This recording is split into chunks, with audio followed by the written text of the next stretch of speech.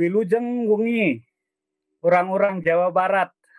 Izinkan saya menyapa Horas Sumatera. Selamat malam DKI, Jawa Timur, Jawa Tengah, Kalimantan, dan juga Nusa Tenggara. Senang rasanya malam hari ini kita bertemu kembali dalam belajar Alkitab interaktif online. Tetap pada malam hari ini kita akan dilayani oleh hamba Tuhan Pendeta Roni Wenas, Direktur Pemuda Advent Uni Indonesia Kawasan Barat. Dan pada malam hari ini, hamba Tuhan ini akan memaparkan mengenai nubuatan tentang Mesias. Namun sebelum kita belajar bersama-sama, mari kita tunduk kepala dan berdoa. Terima kasih, oh Tuhan, pada malam hari ini kami kembali berkumpul melalui media Zoom dan juga YouTube dan Facebook. Tuhan, kami rindu mendengarkan firman-Mu. Kiranya malam hari ini Engkau akan memberkati hamba-Mu, Pendeta Roni Wenas, yang akan memaparkan mengenai nubuatan Mesias. Engkaulah Tuhan yang akan menyanggupkan, dan Engkaulah yang akan membukakan hati dan pikiran kami melalui Roh Kudus-Mu, dan juga membuat acara ini berjalan dengan lancar melalui internet dan peralatan yang kami gunakan. Kasih Tuhan akan selalu menaungi kami dalam pembelajaran ini. Di dalam nama Yesus kami berdoa dan mengucap syukur. Amin. Waktu ini kita persilahkan kepada hamba Tuhan Pendeta Roni Wenas untuk memberikan pelajarannya. Selamat malam buat kita semua.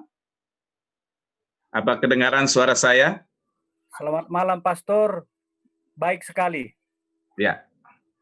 Baik, saudara-saudara yang dikasih oleh Tuhan, apakah jam ini sudah bisa menjawab pertanyaan atau nanti ya, Pendeta Tambunan? Boleh. Ada masuk pertanyaan. Boleh, Pendeta, langsung jawab sekarang dulu, ya? langsung aja. Silakan, Pendeta.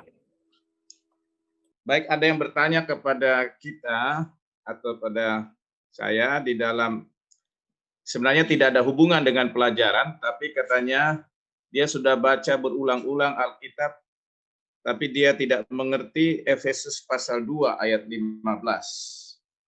Saya baca ayat Alkitabnya, Efesus 2 ayat 15. Sebab dengan matinya sebagai manusia, ia telah membatalkan hukum Taurat dengan segala perintah dan ketentuannya untuk menciptakan keduanya menjadi satu manusia baru di dalam dirinya, dan dengan itu mengadakan damai sejahtera. Baik, saudara-saudara yang dikasihi oleh Tuhan, dan bagi saudara Daniel yang bertanya ini,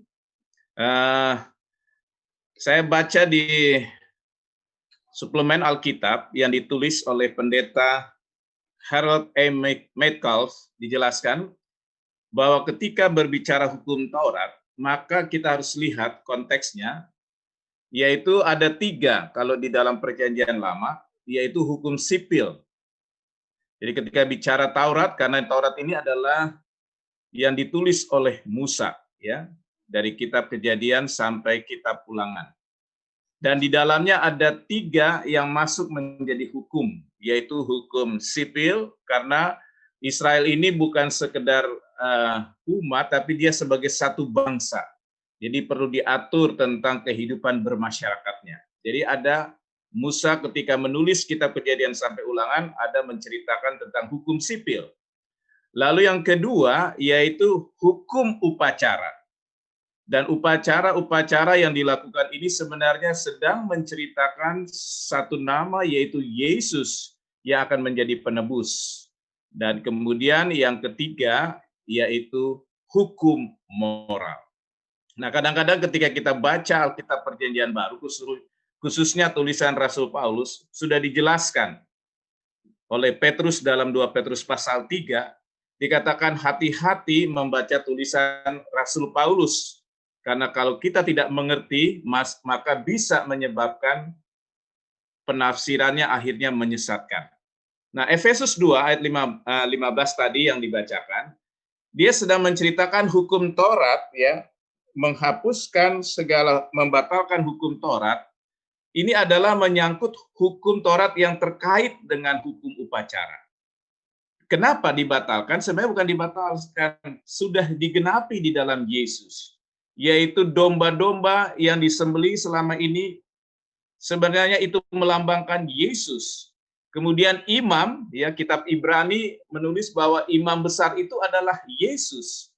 Jadi semua bentuk model upacara yang ada di dalam hukum upacara atau yang digabung menjadi hukum Taurat itu sudah dipenuhi di dalam diri Yesus. Artinya itu tidak lagi kita perlu lakukan. Korban-korban kalau kita berdosa tidak perlu membawa domba untuk menyembelihnya. Karena Yesuslah anak domba Allah. Kita sudah pelajari beberapa malam sebelumnya. Ya, Yohanes 1 ayat 29, lihatlah anak domba Allah yang menghapus dosa dunia. Jadi inilah yang tidak perlu dijelaskan, tapi membatalkan hukum bukan hukum moral yang 10 hukum Allah. Karena 10 hukum Allah itu tidak pernah dibatalkan. Justru kan Yesus datang untuk menebus kita yang sudah melanggar hukum Allah. Ya, kita sudah pelajari sebelumnya bahwa dosa adalah pelanggaran terhadap hukum Allah. Mudah-mudahan ini menjawab apa yang ditanyakan oleh saudara Daniel.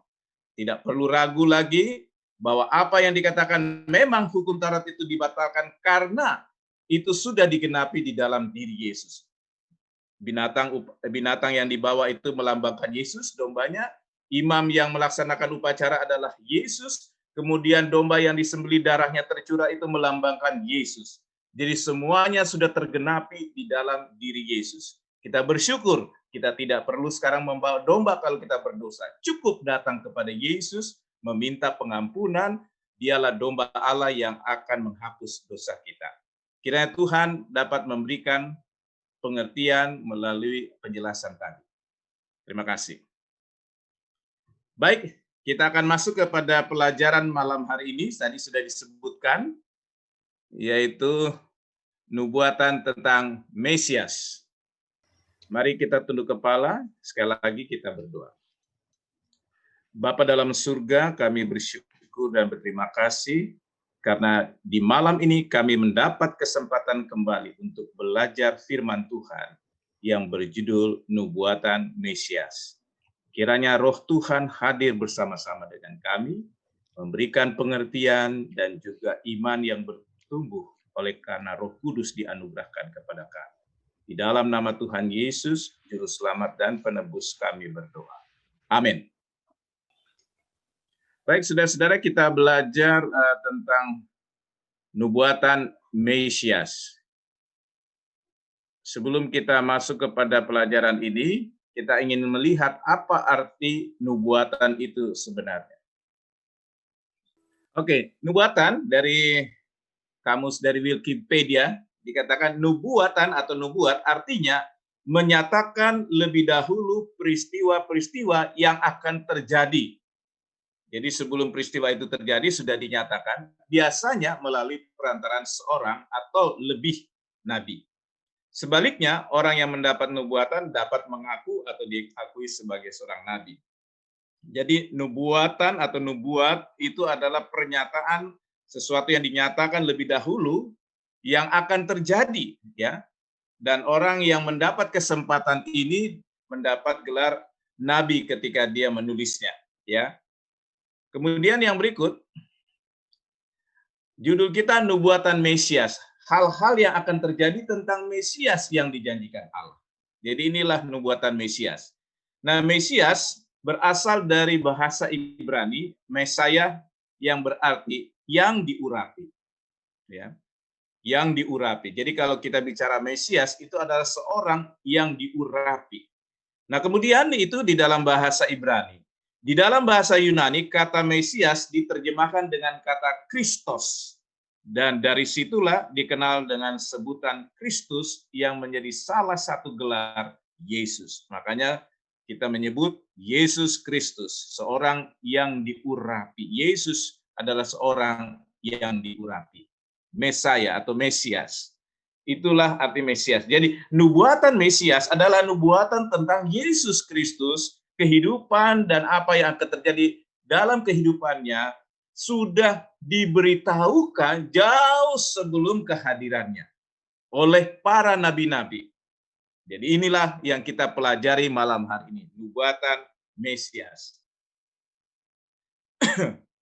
Yang pertama, tempat kelahirannya sudah dikasih tahu, ya, dicatat di dalam Perjanjian Lama dalam Mika 5 ayat 2. Tetapi engkau, hai Bethlehem Efrata, hai yang terkecil di antara kaum-kaum Yehuda, daripadamu akan bangkit bagiku seorang yang akan memerintah Israel, yang permulanya sudah sejak purbakala, sejak dahulu kala. Jadi sudah disebutkan nama tempat akan lahir seorang yang memerintah Israel atau sebagai pemimpin. Di dalam Lukas 2 ayat 4 digenapi, yaitu di Perjanjian Baru, ya, jaraknya ini berabad-abad, ya, dikatakan demikian juga Yusuf pergi dari kota Nazaret di Galilea ke Judea, di kota Daud yang bernama Bethlehem, karena ia berasal dari keluarga dan keturunan Daud. Jadi sebelum Yesus lahir dan dia ada di Bethlehem, waktu dia lahir, maka Alkitab jauh-jauh sebelumnya, yaitu Nabi Mika, sudah menubuatkan tempat kelahirannya adalah di Bethlehem. Jadi kita sudah pelajari waktu lalu bagaimana orang-orang Majus datang ingin mencari raja yang lahir di negeri Israel. Orang-orang tidak ada yang menyambut, ya. Herodes terheran-heran, kenapa ada seorang raja? Rajanya adalah saya, tapi kok ada raja orang Israel? Lalu dipanggillah orang-orang ahli-ahli kitab dan diselidiki, dan mereka mengatakan betul akan lahir di Bethlehem. Mereka sendiri yang tahu dari ayat Alkitab tidak pergi, tapi orang-orang Majus yang jauh datang dari negeri yang jauh, justru mereka yang pergi. Ya, jadi inilah yang terjadi dalam nubuatan tempat kelahiran. Yang berikut dikatakan lahir dari seorang wanita perawan, ya. Di dalam Yesaya 7:14 dikatakan sebab itu Tuhan sendirilah yang akan memberikan kepadamu suatu pertanda. Sesungguhnya seorang perempuan muda mengandung dan akan melahirkan seorang anak laki-laki dan ia akan menamakan dia Immanuel.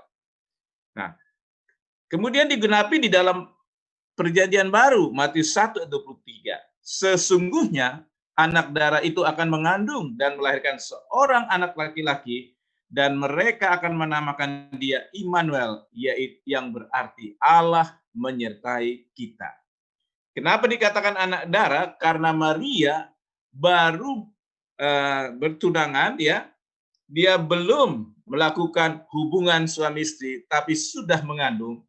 Dan malaikat mengatakan kandungannya itu adalah dari Roh Kudus. Artinya dia betul-betul belum pernah menikah dengan seorang pria atau berhubungan dengan seorang pria. Kemudian yang berikut, nubuatan yang berikut sudah dikasih tahu bahwa Mesias dan Yesus Kristus itu adalah keturunan Yehuda. Ini adalah salah satu suku dari bangsa Israel. Ada 12 suku.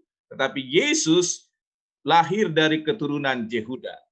Dicatat dalam Kejadian 49 ayat 8 sampai 10 nubuatannya, Yehuda, engkau akan dipuji oleh saudara-saudaramu, tanganmu akan menekan tengkuk musuhmu, kepadamu akan sujud anak-anak ayahmu. Yehuda adalah seperti anak singa setelah menerkam, engkau naik ke suatu tempat yang tinggi, hai anakku.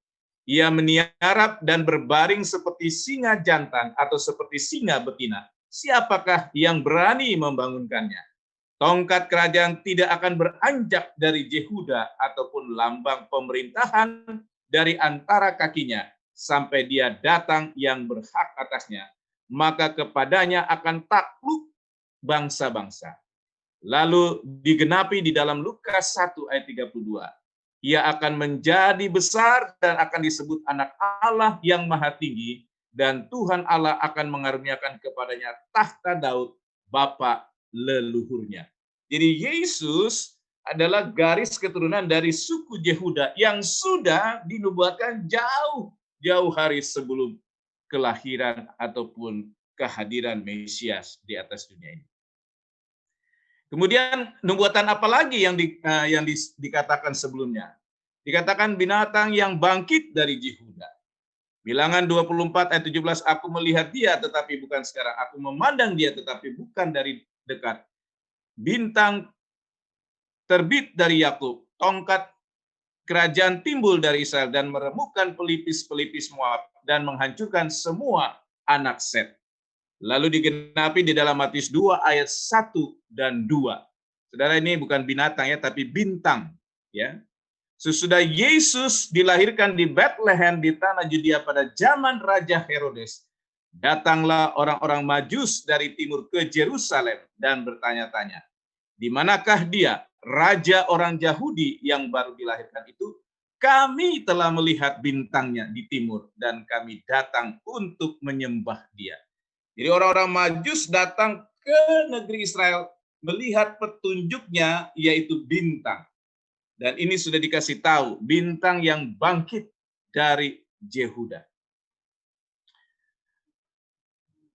Selanjutnya, ramalan tentang Mesias, ya. Yesaya 61 ayat 1 sampai 3. Tuhan Allah ada padaku. Roh Tuhan Allah ada padaku, oleh karena Tuhan telah mengurapi aku. Ia telah mengutus aku untuk menyampaikan kabar baik kepada orang-orang sengsara dan merawat orang-orang yang remuk hati, untuk memberitakan pembebasan kepada orang-orang tawanan dan kepada orang-orang yang terkurung kelepasan dari penjara, untuk memberitakan tahun rahmat Tuhan dan hari pembalasan Allah kita, untuk menghibur semua orang berkabung, untuk mengaruniakan kepada mereka perhiasan kepala ganti abu, minyak untuk pesta ganti kain kabung, nyanyian puji-pujian ganti semangat yang pudar, supaya orang menyebutkan mereka pohon terbantin kebenaran, tanaman Tuhan untuk memperlihatkan keagungannya. Digenapi di dalam Lukas 4 ayat 18 dan 19. Roh Tuhan ada padaku, oleh sebab ia telah mengurapi aku. Jadi kita sudah pelajari tadi, ramalan tentang Mesias, artinya seorang yang diurapi. Di dalam Yesaya 61 dikatakan, Roh Allah ada padaku dan telah mengurapi aku. Di dalam Lukas 4 ayat 18 dan 19, Roh Tuhan ada padaku, ia telah mengurapi aku. Jadi kita lihat Mesias yang dimaksud ini adalah telah diurapi oleh Roh Allah dengan satu misi yang besar. Kemudian yang berikut, Mesias ini akan dikhianati temannya. Dalam Mazmur 55 ayat 12 sampai 13, kalau musuhku yang mencela aku masih dapat menanggungnya. Kalau pembenciku yang membesarkan diri terhadapku, aku masih dapat menyembunyikan diri terhadap dia. Tetapi engkau, orang yang dekat dengan aku, temanku dan orang kepercayaanku. Jadi bayangkan, Mazmur berkata, kalau orang yang membenci atau yang tidak suka sama dia, oke, tapi ini orang yang sangat dekat, tentu menyakiti. Tapi ini terjadi kepada Mesias, kepada Yesus. Matius 26 ayat 48 dikatakan, orang yang menyerahkan dia telah memberitahukan tanda ini kepada mereka.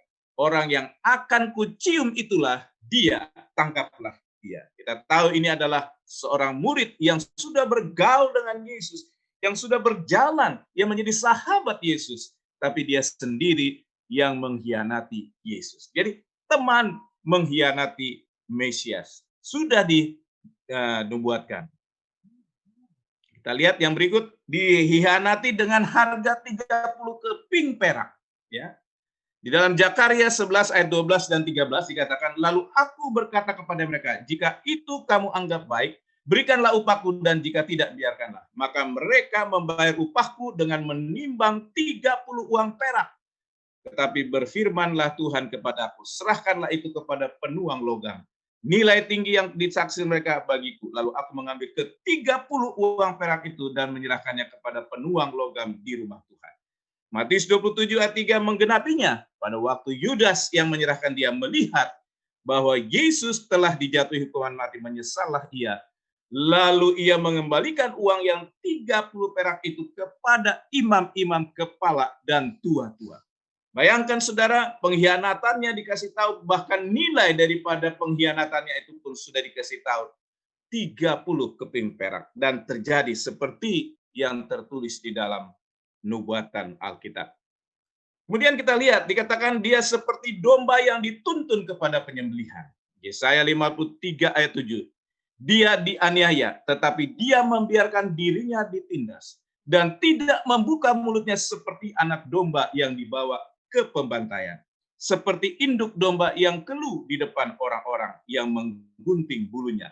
Ia tidak membuka mulutnya. Yohanes 1 ayat 29 dikatakan, pada keesokan harinya Yohanes melihat Yesus datang kepadanya dan ia berkata, lihatlah anak domba Allah yang menghapus dosa dunia. Jadi Yesus seperti domba yang siap untuk disembelih. Dikatakan tangan dan kaki Yesus ditusuk. Mazmur 22 ayat 17 sudah diberitahukan, sebab anjing-anjing mengerumuni aku, gerombolan penjahat mengepung aku, mereka menusuk tangan dan kakiku. Lalu digenapi dalam Lukas 24 ayat 39, lihatlah tanganku dan kakiku. Aku sendirilah ini. Rabalah aku dan lihatlah, karena hantu tidak ada daging dan tulangnya, seperti yang kamu lihat ada padaku. Saudara-saudara, waktu itu Thomas tidak percaya Yesus sudah bangkit. Lalu di dalam pertemuan di satu ruangan, Yesus meminta Thomas untuk mengecek langsung tangan dan kakinya yang telah ditusuk. Dan itu masih ada. Dan saudara-saudara, memang betul sudah dibuatkan jauh hari sebelumnya bahwa Mesias akan ditusuk tangan dan kakinya. Oke, yang berikut dikatakan pakaiannya diundi. Dalam Mazmur 22 ayat 19 dikatakan, mereka membagi-bagi pakaianku di antara mereka dan mereka membuang undi atas jubah. Dan nubuatan itu digenapi dalam Matius 27 ayat 35. Sesudah menyalibkan dia, mereka membagi-bagi pakaiannya dengan membuang undi. Jadi Yesus waktu pakaiannya ditanggalkan, ya, lalu dipegang dan diundi, ya, pakaiannya. Mereka membuang undi. Kemudian dikatakan apa yang diteriakkan oleh Yesus? Yesus berteriak, Eli, Eli, lama sabachthani. Mazmur 22 ayat 2 dikatakan, Allahku, Allahku, mengapa engkau meninggalkan aku? Aku berseru, tetapi engkau tetap jauh dan tidak menolong aku. Dan ini dijawab di dalam Matius 27 ayatnya yang ke-46. Dikatakan kira-kira jam 3 berserulah Yesus dengan suara nyaring. Eli, Eli, lama sabachthani. Artinya, Allahku, Allahku, mengapa engkau meninggalkan aku? Saudara-saudara yang dikasihi oleh Tuhan, dikatakan bahwa Yesus pada waktu disalib, inilah yang saya katakan pelajaran sebelumnya, bahwa penderitaan yang terbesar bagi dunia adalah berpisah dengan orang yang kita kasih. Dan inilah yang Yesus ambil dan dia rasakan bagaimana perpisahan dengan Allah Bapa di surga. Dosa adalah yang menjadi penyebab pemisah antara Allah dan manusia. Dan Yesus merasakan arti perpisahan dengan Allah yang dia kasihi. Itulah sebabnya dia berteriak, Eli, Eli, lama sabachthani. Artinya, Allahku, Allahku, mengapa engkau meninggalkan aku? Penderitaan yang Yesus alami di kayu salib bukanlah mahkota duri yang membuat kepalanya sakit. Bukanlah tangan yang ditusuk. Bukanlah kaki yang ditusuk, walaupun memang sakit. Tapi penderitaan yang terbesar yang Yesus alami adalah karena dia ditinggalkan, dia merasa ditinggalkan oleh Bapanya di surga. Karena dia sedang menanggung dosa. Dia sendirian. Dan dia merasa dia tidak bersama-sama dengan Bapa. Dia sangat sakit. Inilah sebenarnya penderitaan, saudara-saudara. Penderitaan yang terbesar bagi kita adalah ketika kita rasanya terpisah dari Allah. Tapi untuk itulah Yesus sudah ambil bahagian supaya kita tidak akan terpisah dari Allah melalui kematian dan hidupnya. Dikatakan, oh, walaupun ada penyalipan tapi tidak ada tulang yang patah. Mazmur 34 ayat 21. Ia melindungi segala tulangnya, tidak satu pun yang dipatahkan.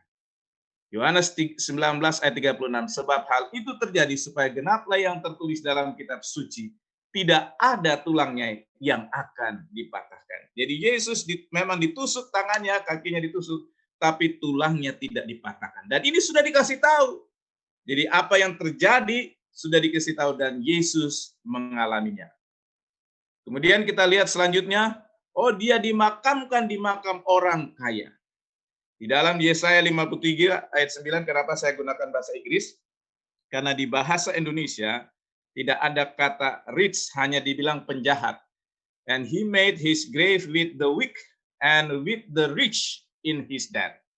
Because he had done no violence, neither was any deceit in his mouth. Jadi dia dikuburkan bersama-sama dengan orang jahat dan juga dengan orang kaya. Jadi Yesus dikuburkan dengan, yaitu di kuburan orang kaya, ya. Matius 27 ayat 57 sampai 60. Menjelang malam datanglah seorang kaya, orang Arimatea, yang bernama Yusuf dan yang telah menjadi murid Yesus juga.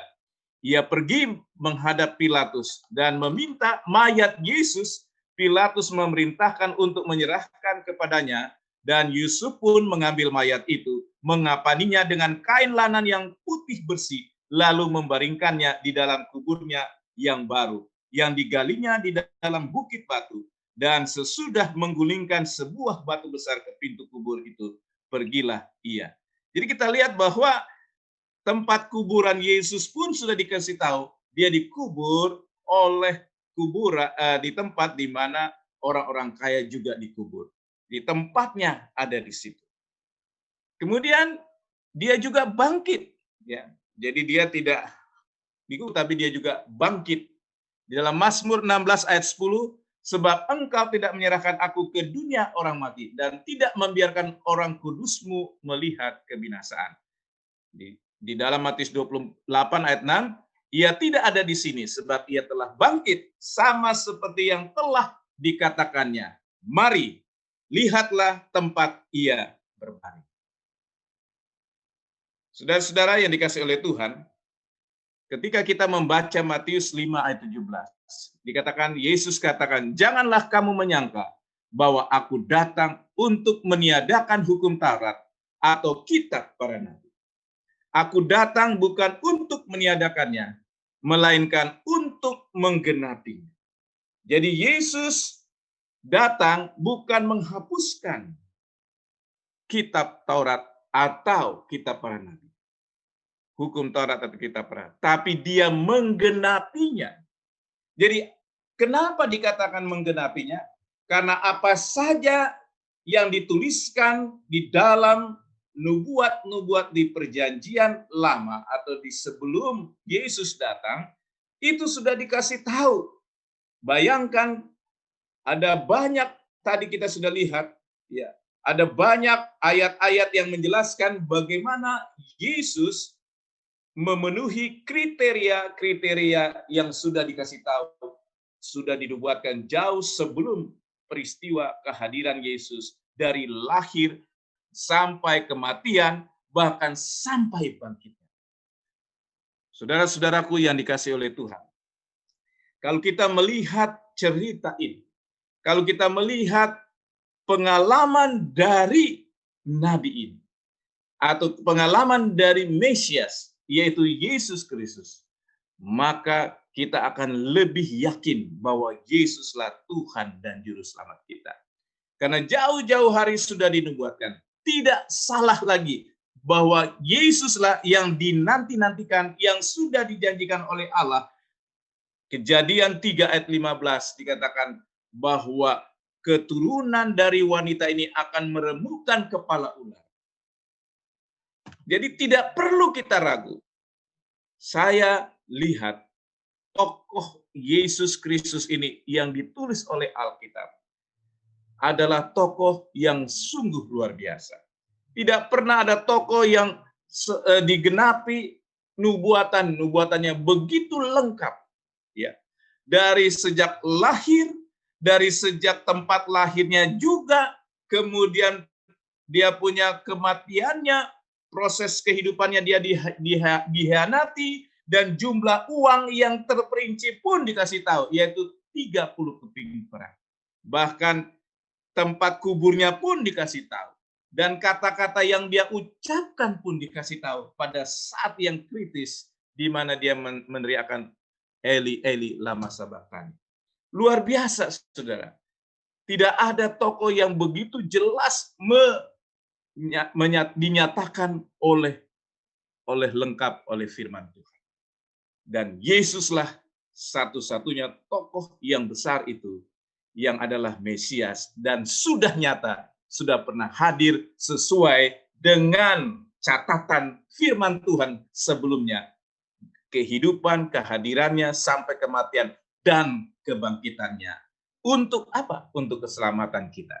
Nah, Matius 5 ayat 17, ini sering kita gunakan untuk menyatakan bahwa Yesus hadir bukan untuk menghapus hukum Taurat, tetapi untuk menggenapi. Kata menggenapi ini artinya, apa saja yang dinubuatkan tentang dirinya dari firman Tuhan di Perjanjian Lama ada dalam dirinya. Tetapi yang kedua juga jangan lupa, menggenapi artinya hidup Yesus sesuai dengan firman Tuhan. Artinya dirinya berjalan seperti yang diperintahkan oleh Tuhan. Itulah arti digenapi. Jadi segala proses kehidupannya, yang pertama itu digenapi karena sudah dikasih tahu sebelumnya.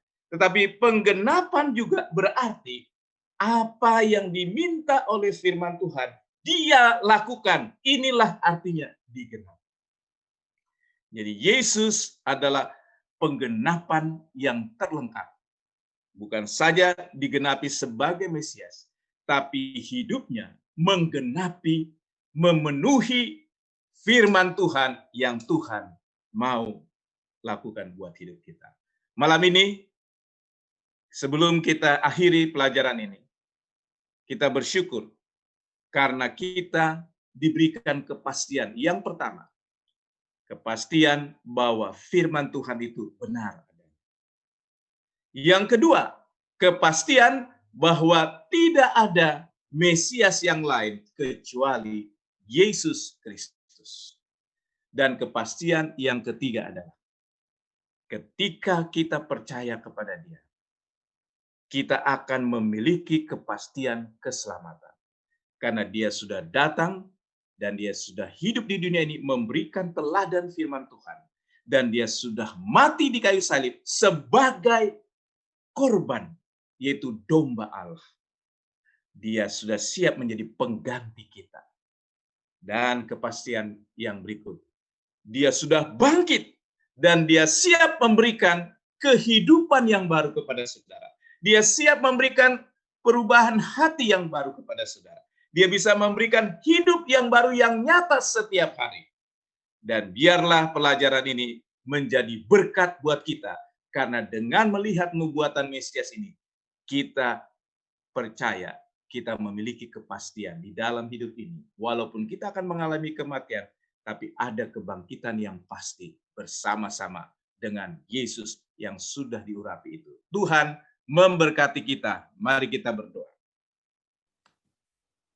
Bapa dalam surga, kami bersyukur dan berterima kasih. Di malam ini Tuhan, kami sudah belajar nubuatan Mesias, yaitu hal-hal yang sudah dikatakan jauh sebelum kehadiran Mesias atau Yesus. Kami sudah melihat betapa lengkapnya sejak kelahirannya sampai kepada kematian, bahkan kebangkitan. Semuanya terpenuhi sesuai dengan nubuatan firman Tuhan. Dan kami belajar ini, kami melihat bahwa ada kepastian buat kami. Dan kepastian itu menjadi satu kekuatan buat kami, pengharapan buat kami. Ya Tuhan, kami sedang hidup di tengah-tengah yang tidak pasti. Di tengah-tengah pandemi COVID-19 yang tidak jelas kapan berakhir. Dan kami juga tidak tahu apa yang akan terjadi setelah itu. Tetapi kami tahu dengan pasti, bila mana kami memiliki Yesus yang sudah diurapi itu, yang sudah datang ke dunia ini hidup, menggenapi firman Tuhan dan juga telah mati untuk menebus kami dan bangkit untuk memberikan pengharapan kehidupan yang kekal buat kami. Biarlah kepastian ini menjadi bagian kami semua yang mengikuti pelajaran firman Tuhan ini. Berkati kami semua yang sudah mengikutinya, berkati kami dengan berkat-berkat yang limpah, dan berikan kami kepastian pengharapan. Kami tetap kuat menghadapi apapun di dunia ini, sementara hari demi hari kami boleh menang menghadapi tantangan-tantangan, karena kami memiliki Mesias yang sudah diurapi itu untuk keselamatan kami sejak saat ini sampai Yesus datang yang kedua kali. Inilah doa dan permohonan kami. Kami minta dan mohon ampun hanya di dalam nama Tuhan Yesus, Juru Selamat dan Penebus kami sudah berdoa. Amin. Amin. Puji Tuhan. Terima kasih Pendeta Roni Wenas atas pemaparannya, luar biasa. Tidak ada alasan kita untuk tidak menerima Yesus. Untuk itu, jangan lupa besok kita akan lanjutkan pembahasan ini mengenai keilahian Kristus. Untuk itu, jangan sampai terlambat. Anak-anak juga akan tetap mendapatkan film cerita anak. Dan jangan lupa membagikan berkat ini kepada saudara-saudara, teman-teman kita, sehingga semua yang ada di sekitar kita akan mendapatkan berkat. Selamat malam untuk warga DKI, selamat beristirahat untuk kita semua. Tuhan Yesus memberkati kita. Sampai jumpa.